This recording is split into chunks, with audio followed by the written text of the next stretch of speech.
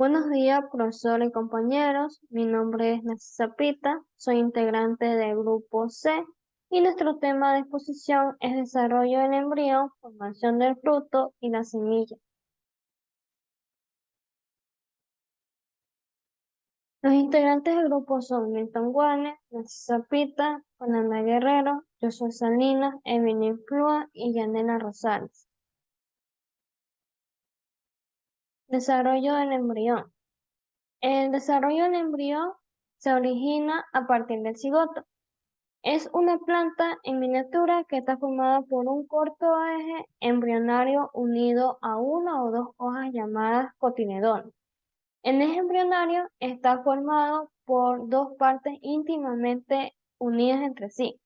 En la parte que está por encima del cotiledón o los cotiledones es el epicótimo y dará lugar al brote terminal de la planta que está formada por las hojas. La parte del eje que está por debajo del cotiledón o los cotiledones es el hipocótilo o zona intermedia entre la raíz y el tallo, ya que creciendo por su extremo libre dará lugar a la raíz y creciendo por la parte que se continúa por el epicótilo dará lugar al tallo.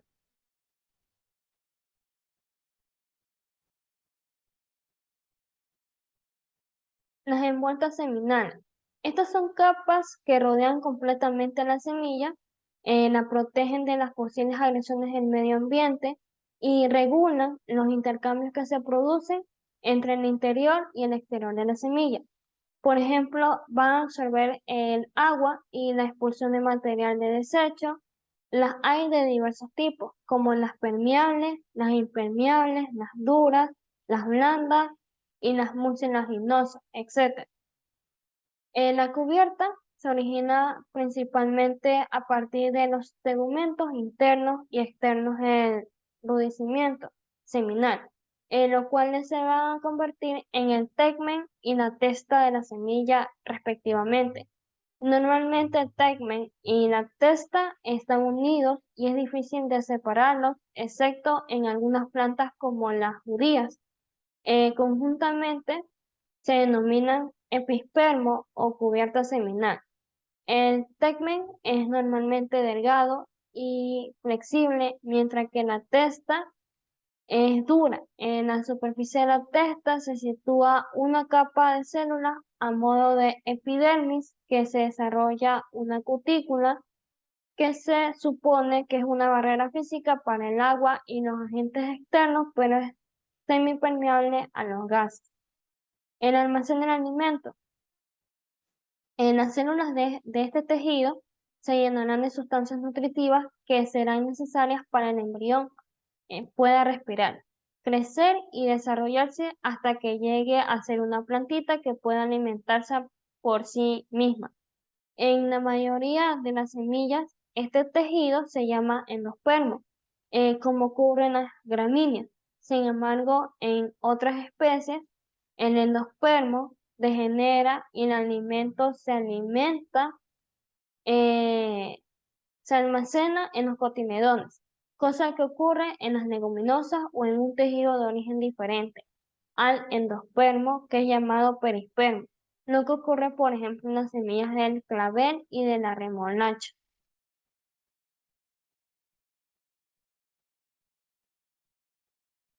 La formación del embrión de la semilla.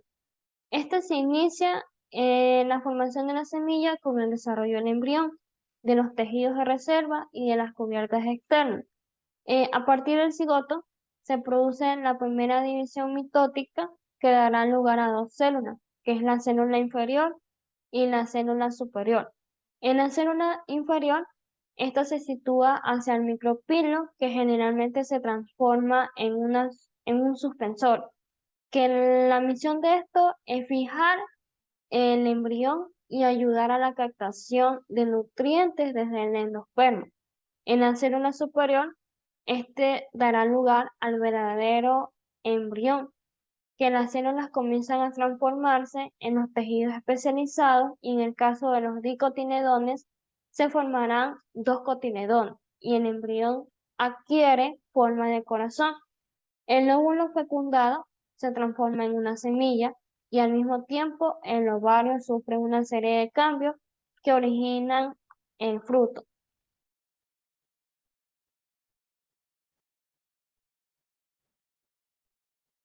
La formación de la semilla. La semilla es el cuerpo que forma parte del fruto y dará vida a una nueva planta. Tras la doble fecundación de las espermatofitas, el óvulo ya queda listo para formar una semilla. El término espermatofita es sinónimo de planta con semilla. La semilla puede crearse en el ovario, tanto de una planta angiosperma como una planta gimnosperma. Solo que en este último caso no posee un ovario cerrado y la fecundación se lleva a cabo en la propia hoja de la planta. En las gimnospermas no se produce la doble fecundación. En ambas especies componen las espermatofitas y por tanto una vez fecundado comienza a madurar una semilla en su interior.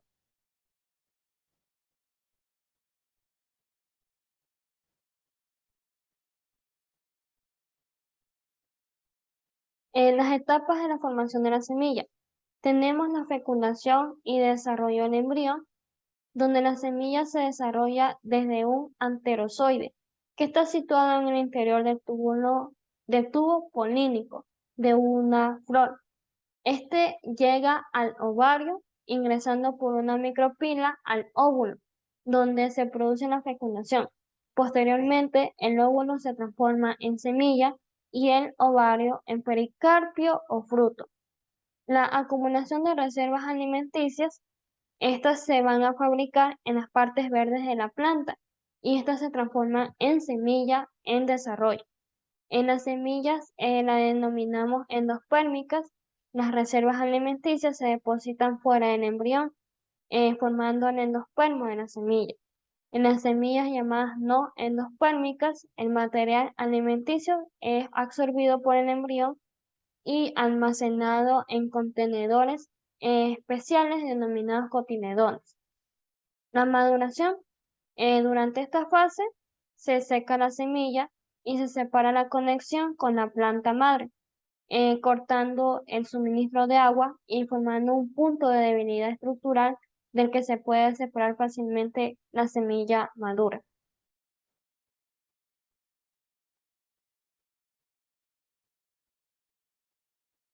Tenemos la polinización y fecundación. En la polinización, el grano de polen va desde la flor de una planta hasta la flor de otra.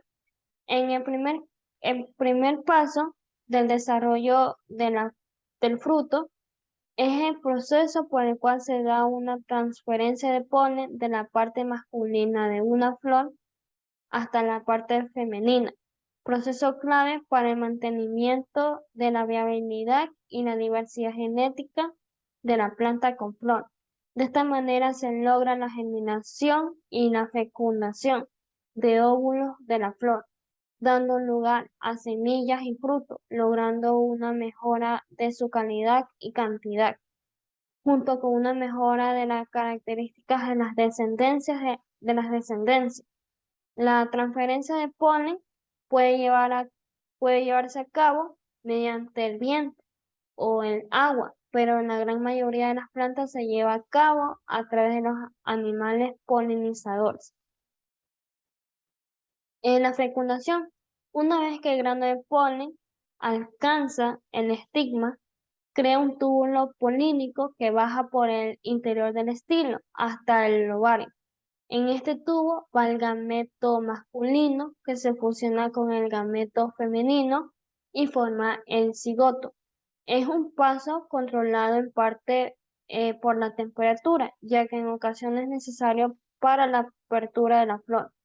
Una vez que se ha producido la fecundación, se producirá el cuaje, es decir, el inicio del desarrollo del ovario para dar lugar al fruto. En esta imagen se puede observar los procesos de la formación del fruto, donde tenemos primero que el polen llega hasta el estigma. En esta parte aquí, este se le conoce como polen En esta parte acá se la conoce como estigma. Y acá tenemos el tubo polínico, el estilo, el, el ovario y el óvulo. Tenemos como segundo proceso que el gameto masculino fecunda al femenino. Tercer paso tenemos que la flor ya pierde sus cubiertas y se marchita.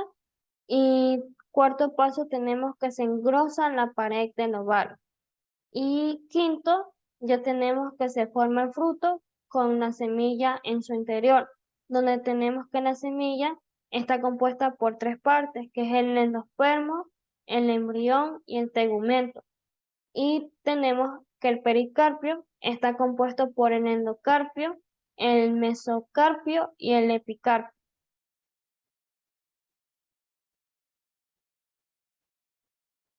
La formación del fruto es el resultado de la transformación del ovario tras la fecundación y su función es proteger las semillas y ayudar a su dispersión mediante la acción del viento, de animales o del agua.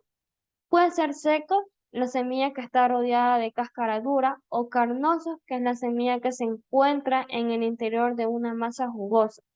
El fruto es el órgano que procede de la flor o de alguna parte de ella, albergando las semillas que posteriormente germinarán para permitir la continuación de la especie. El fruto procede principalmente de tejidos que rodean la semilla, el pericarpio. Este pericarpio a su vez podemos dividirlo en endocarpio, mesocarpio y exocarpio. Las fases del desarrollo del fruto son tres. En la fase 1 tenemos que en esta fase va a iniciar el desarrollo y esta se caracteriza porque hay una alta tasa de división celular y el crecimiento es muy rápido. En la fase 2 hay un cese de división celular, lo que se produce es un alargamiento celular y el fruto aumenta de tamaño rápidamente, pero no aumenta en el número de las células porque puede alcanzar el 80% del tamaño final. Y en la fase 3 hay muy poco crecimiento y lo que se inicia es el proceso de la maduración. Cuando hablamos de crecimiento, lo que más va a crecer de todo el fruto es el mesocarpio y el crecimiento del tejido reproductivo se detiene aproximadamente en la fase 2 del crecimiento. Por lo tanto, la semilla madura antes que el fruto. Y gracias.